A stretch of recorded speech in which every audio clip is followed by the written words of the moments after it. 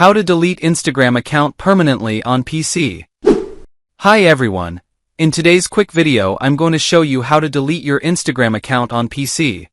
So let's begin by navigating to Instagram.com on your preferred web browser.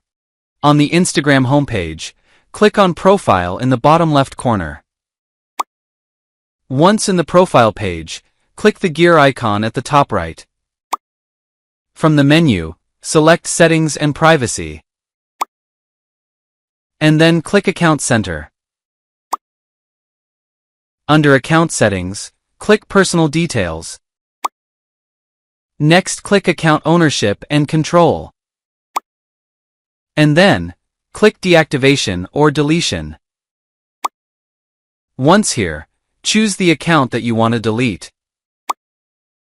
After that, make sure the Delete Account option is selected, and then click Continue. Now you'll need to re-enter your Instagram password, then click Continue.